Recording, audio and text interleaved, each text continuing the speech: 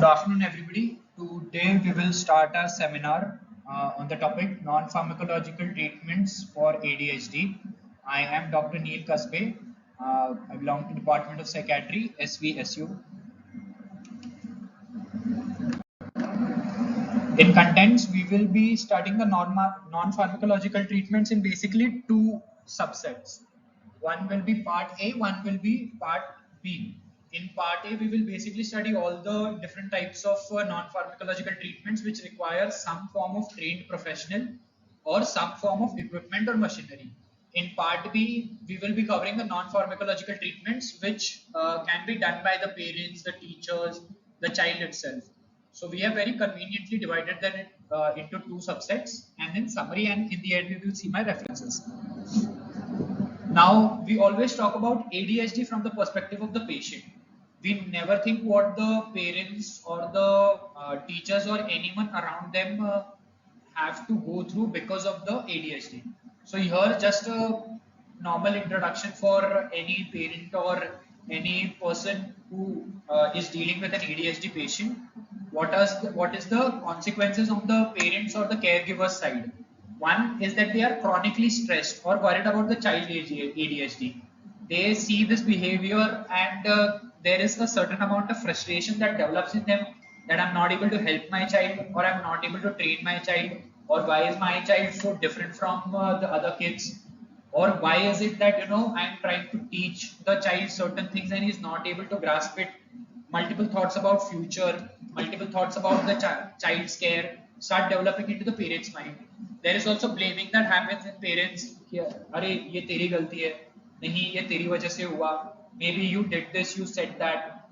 There is also some kind of discord that develops between the two parents or between the caregivers and the teachers. The parents might end up blaming the teachers. It is because of the environment that my child is in. The teachers might start blaming the parents that it's the environment that the kid has at home because of which he is doing that. So understanding ADHD is also important for the teachers and parents both, so that there is no guilt or there is no blaming that happens. The opposite of that, on the opposite spectrum of blaming, then comes guilt, that the caregivers or the teachers or the parents put the responsibility on themselves कि ये मेरी वजह से हो रहा है, शायद मेरी परवरिश में कोई कमी रह गई. And there might also be social isolation that the parents might face, is that they don't want to interact with the other people in the society, with the fact that people might complain about their kids' behavior. And one thing is that there is no magical cure for ADHD. We might be talking about the non-pharmacological management or treatment options for ADHD, but you have to know that non-pharmacological treatment of ADHD is not a standalone form of treatment. It is used more of a adjuvant or something that is added onto the pharmacological management of ADHD. Treatment options to consider in ADHD: if the child is less than 6 years, we'll go majorly for behavioral modification sessions and family counseling. If the patient or the child is between 6 to 12 years, we'll go for behavioral modification sessions and family counseling. And upon that, we'll also try medications. If the kid is more than 12 years, we'll primarily go for medications, and on that we will add family counseling and behavioral modification sessions. Now, non-pharmacological treatment, part A. So part A is basically all the things that will require a trained professional and will require some form of equipment or some form of thing that is not available at your household. One is behavioral therapy with cranial electrotherapy stimulation, alpha waves. Then second is cognitive computerized training, CCT, and then there is a neurofeedback training. Advantages of non-pharmacological treatment: one, it is pretty permanent and long-term effect. Treatment of comorbidities that can be associated with ADHD are also covered in these form of treatment, such as anxiety, depression, migraine. And there is also a fact that non-pharmacological treatment is something that the parents and the child can do. So it raises their self-confidence कि हाँ, I am able to help my child. And the child also feels, okay, I am getting better at focusing. My teachers or my parents their behavior towards me has also become more positive. So it is an engaging type of activity, because of which it raises self-confidence of both patients and the parents and the teachers in some cases. But what are the disadvantages? Requires compliance from the parents. Again now, if the parents are actively involved in the treatment, that will increase their self-confidence. But we cannot completely rely on the fact that all parents with ADHD, all parents with kids having ADHD will be enthusiastic about getting involved and putting in the efforts. So compliance might be an issue. The cost of the sessions are expensive. In US, they often joke about the fact that the number of sessions and the cost of the sessions is so much that you might just take training from somewhere and buy the equipment at home. So the cost of the sessions are expensive. Even in India, the cost of sessions are pretty expensive, but in India, the machines are also expensive. So that joke does not apply to us. And the results may take time, because it is something that is developed over a long period of time. So it is going to take more time than the pharmacological management of ADHD. Now, in the neurofeedback mechanism that we are going to study in the next few slides, we'll just have an overview of the waves. These are basically the brain waves. Beta wave will be the awake. Beta wave is generally generated when the patient is awake, normal, alert, and conscious. We'll skip the SMR. The alpha wave is when the patient is relaxed, lucid, calm, and not thinking. Theta is a deep relaxation, meditation, and mental imagery. And delta wave is when the patient is in a deep, breathless sleep. So now that we have seen these waves will basically try to modify, increase, decrease these waves and try to help the ADHD patient. Neurofeedback training for ADHD. It is an EEG biofeedback mechanism, or you can also call it as brain training or neuro training or attention training. This is a self-regulation technique through which patients learn to voluntarily control what were once thought to be involuntary body processes, as in the thoughts and the waves that the patient will generate. So we will in a way train the patient's brain to generate certain kind of brain waves, so that they help in the ADHD management. Neurofeedback training, it is an intervention for ADHD, and in ADHD we have seen that there are low levels of arousal in frontal brain areas. So there is what I have highlighted in blue is excess of theta waves and deficit of beta waves. So this is seen in ADHD. This is a core thing that we are trying to fix through neurofeedback training. The brain can be trained to increase the levels of arousal, which will be increased beta waves and reduce theta waves, and thereby to reduce the ADHD severity of symptoms. What are the requirements? Participant, digital EEG, and trained biofeedback practitioner to guide therapy sessions. Now this EEG is a live EEG, in which the data that has to be generated should be done in live time. It shouldn't be that you are taking an EEG and then you get a report after 1 or 2 days. So this digital EEG is a live EEG. This is basically how the structure works. As you can see, we've applied the various EEG nodes, and then this is going into this machine. This is a digital EEG. This is analyzing the data in real time. This data then goes to this computer, and it has a basic software. This software will then decide what kind of video has to be played, depending on what the brain levels are. And depending on the video that the child or the patient is seeing, his brain waves will change. Then on the basis of the changed brain waves, again the analysis will be done and a different video will come. So it's not like this patient will be shown only one single video. There are multitude, there's a huge library of videos at the dispose of this computer software, and depending on whatever the waves the patient is generating, depending on that the video will be changed. So this is basically a simpler version of my complex explanation. This is your wave recorded from sensors. This is your EEG. Depending on the EEG, the computer will show different audiovisual stimulus, and depending on that, the waves will change, and this cycle will continue. and it will be a 30 to 40-minute session and will require multiple sessions. Some people say around 50 plus sessions to train it properly. Then this graph is what is used by the clinicians. Here we can say that we have plotted the different waves, and we will study this graph over time, and we will try to quantify the development.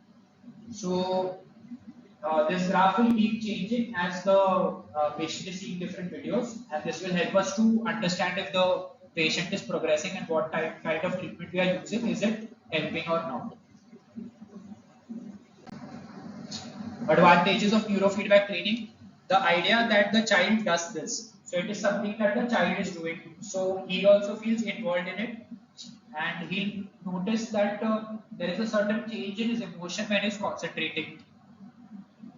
This might give him more control to create beta brain waves that can reduce ADHD symptoms, make long-term improvements in self-control and attention. This is something that is happening through his learning.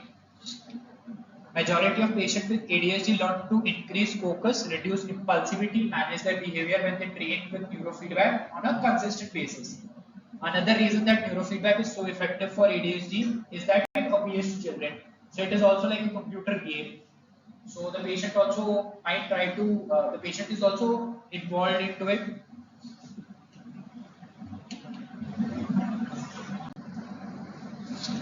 The next part is behavioral therapy clubbed with cranial electrotherapy stimulation. This is an alpha wave based cranial stimulation. So it is a device that uses low levels of electric current, and the nodes are placed at the earlobes. This method shows that there is an increased alpha activity and decreased delta activity and decreased beta activity. CS is approved by the FDA that it can improve attention spans and behavior among kids with ADHD. So there are various brands available. This is one of the brand, and you can see that this device develops small electric currents and the nodes are placed at the earlobes. Now this is a putative mechanism model of CES effect. There is not a lot of research to back this up, but generally the clinicians consider this to be true. Here mainly we will focus in this area, oscillatory brain activity. This causes an alteration in the frequency or intensity of alpha beta activity. We are not really concerned in ADHD with the neurotransmitter and hormonal effect, but more with the behavioral and mood effects. We can see that there is an anxiety reduction that happens. A lot of ADHD kids also have comorbid anxiety. There is a mood elevation, sleep is improved, mental performance is increased. So CS increases attention and vigilance during prolonged continuous performance tasks, and physical performance is also increased. Advantages of cranial electrostimulation. Initially, when the first few sessions are done, we do not observe that it decreases the anxiety, but through successive sessions, it has been said to decrease anxiety and improve focus and increase the attention span. Children who respond positively are also known to sleep better and experience a heightened sense of well-being. As a result, the child is more receptive to behavioral training. This is how the device works. This is a cognitive computerized training. So this is CCT. In CCT, what is there is we have a certain device, and these are certain options that are given, and the patient has to use this to manipulate the screen and choose the correct answers. This is also done in a lot of dementia and older age patients. Now, what is CCT? It is a computerized program designed to initially screen for the area of defects, provide training modules to work on the area of defect with increasing difficulties, and a final reassessment following the training. It helps children with their attention and concentration in their performance of various memory and planning tasks. What are the training parameters? Undivided attention, concentration, verbal memory, topologic memory, reaction behavior, memory of words, and planning capacity training with a shopping task. This is again a different way. This is again a way to quantify the CCT training. Now the thing is that I couldn't get a very clear picture of it, but these are basically the different waves that they are studying, and then these are the various parameters on which they are rated, and successively the test is quantified and the progress is measured. These are the different cards that are given. These have to be hand filled by the clinician. Now, in order to achieve adequate long-term results, it requires a trained professional, adherence to program, and motivation and encouragement from parents. The results have a long-term effect, teaching the child to recognize when he has lost focus, provide other methods to help focus and improve confidence level. Now we'll go to non-pharmacological treatment part B. This is something that the parents, the school teachers, and the children can do this on their own. Dietary requirements, behavioral intervention, and school-based behavioral intervention. In dietary treatments, we'll see these 4 different types of diets.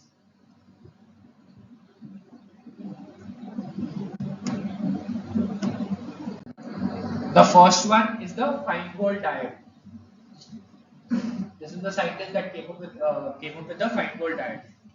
Foods first eliminated, then the tolerance is tested. So we will eliminate artificial coloring, artificial flavors and fragrances. These are the 3 preservatives that the scientists identified that should be eliminated from the diet. We should eliminate any kind of artificial sweeteners. We should eliminate any foods and products with salicylates. Now there is limited evidence behind the efficacy of this, but it might be useful as an adjuvant treatment.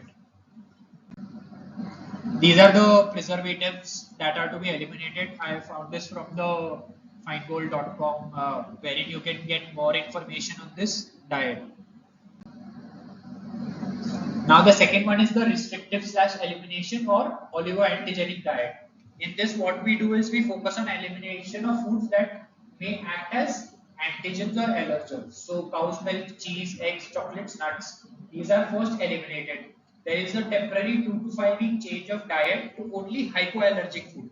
So there are different phases in which we reintroduce. So in the first phase, we will take 2 to 5 weeks to introduce the hypoallergic foods such as rice, turkey, pears, lettuce, water. And then it is followed by 12 to 18 months of reintroduction phase. This is based on the IgA mediated ADHD theory. And there is consistent evidence lacking to support this diet. Then we can also do fatty acid supplementation. This is omega-3 and omega-6 which are acquired through diet. This should be increased. Important in structural, functional, neuronal cell membranes in brain, retina, and myelin sheath. There is lower concentration of omega-3 ADHD, and varying results of 3 meta-analysis. One meta-analysis gave this as a positive, and one did not.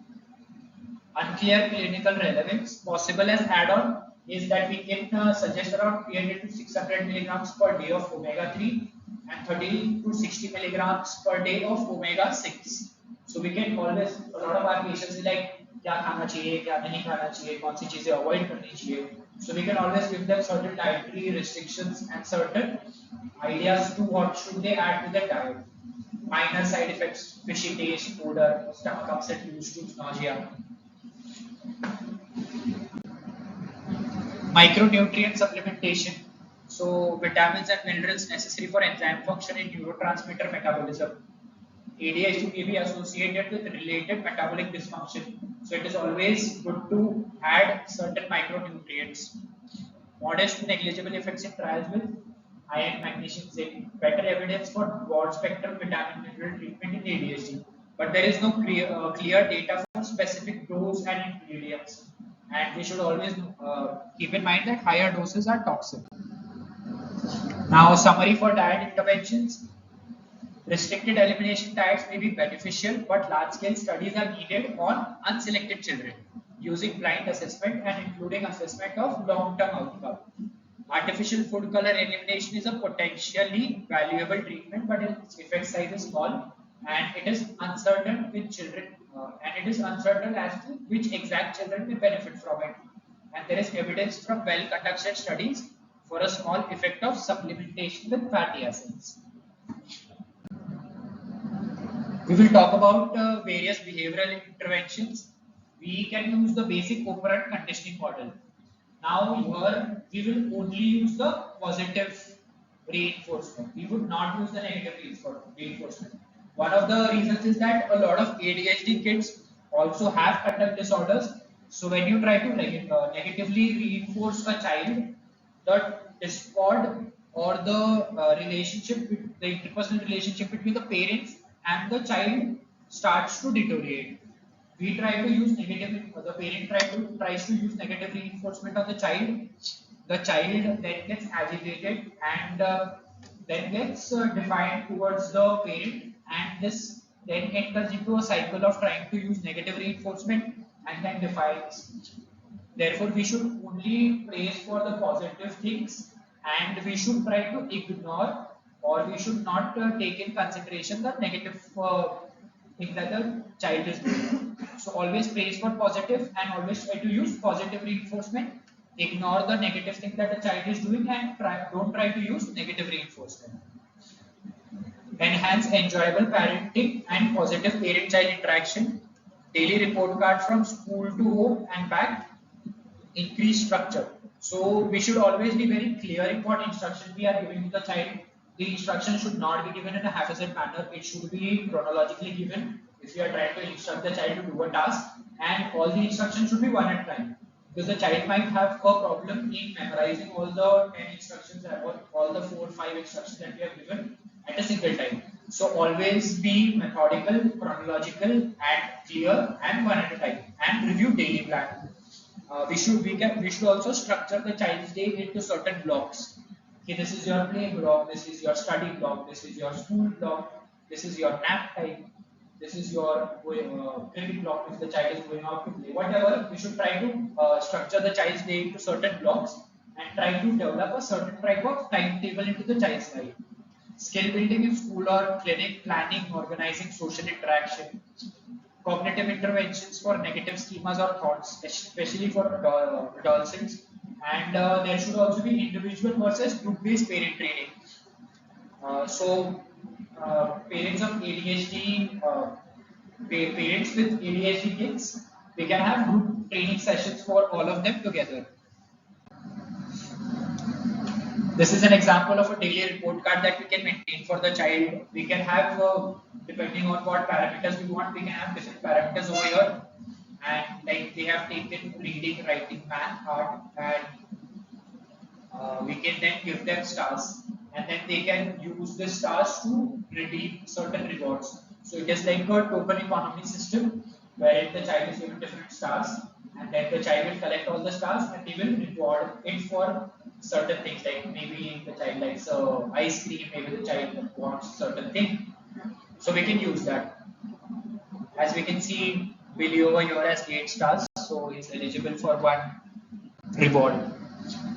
School-based behavioral intervention, all may be beneficial, but not studied in controlled designs.